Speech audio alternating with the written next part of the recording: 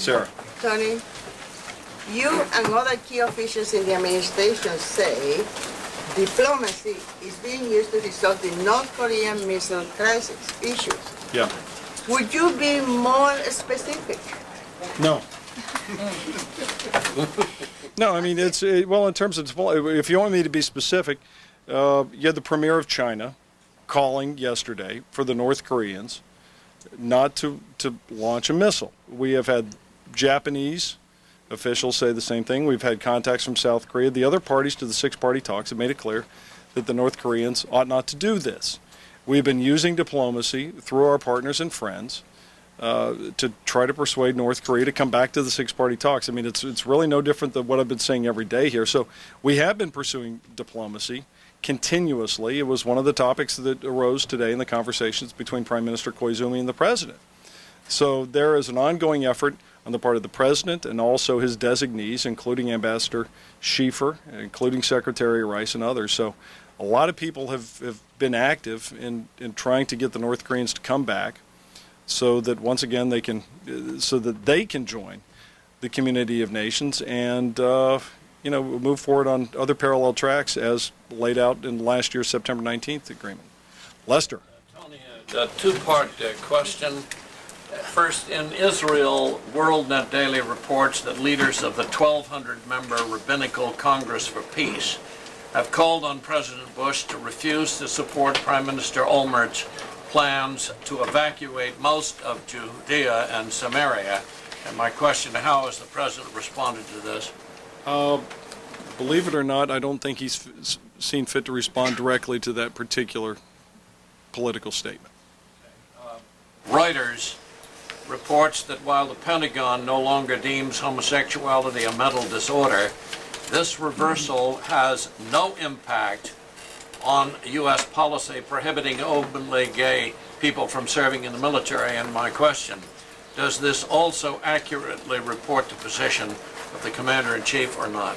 I will defer all questions about military personnel policies to the... But part of the President, how does the President, has he changed his mind on this or not? The President's positions on all these matters are well established, Lester.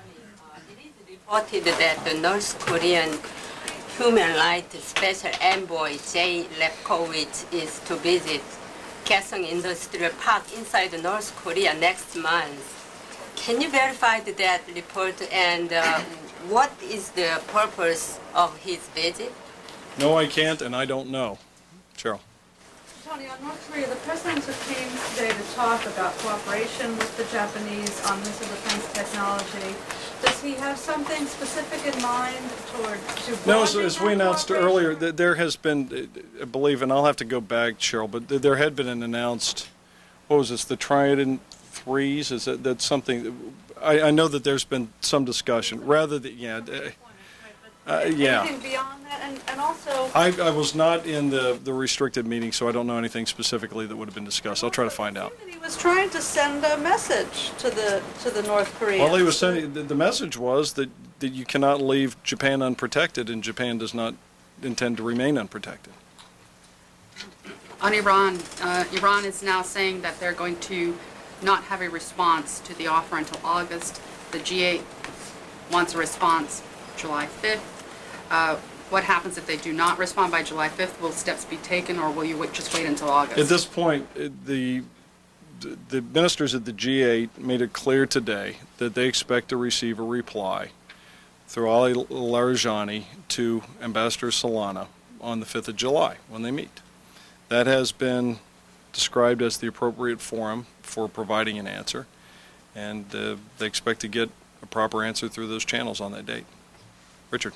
Tony, what's the White House response to all that's going on in Israel and the Palestinian territories? Well, a couple of things. First, there's pretty much unified international reaction, which is that Hamas needs to give back the Israeli soldier and needs to renounce terror and needs to do so immediately. The second thing is that we hope that Israel, in trying to retrieve its soldier, will practice restraint, and that both sides will practice restraint in trying to lower the temperature and develop a sense of security in the region. They've gone in and they made some arrests of some Hamas officials and government officials. I'm aware of that. Does the president endorse that? We are going no further than what we've said, which is we're encouraging both sides to practice restraint.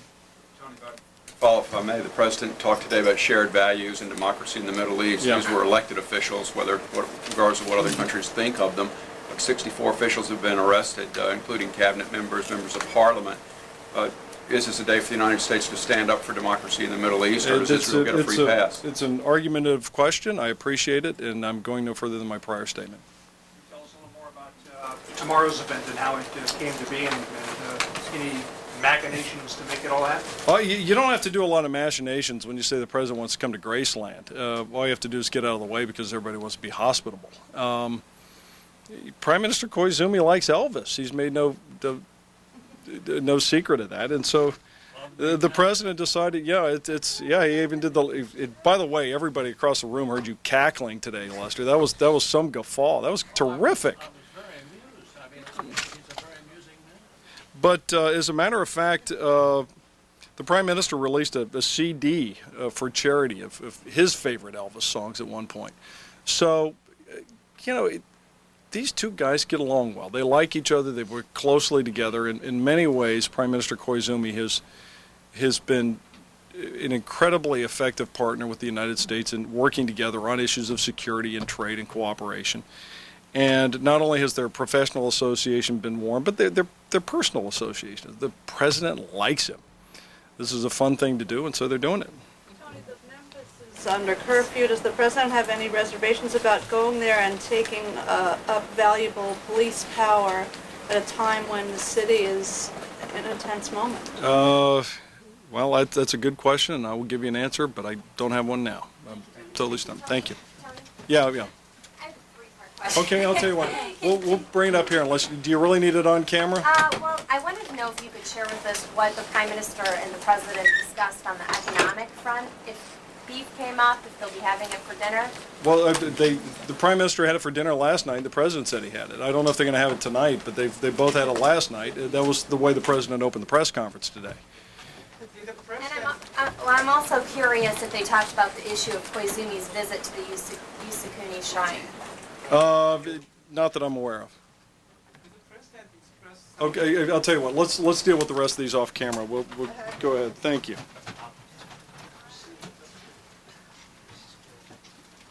I'll find out. I didn't even know about the curfew. Yeah, drive-by shootings, shot. Not good. Popped into my head.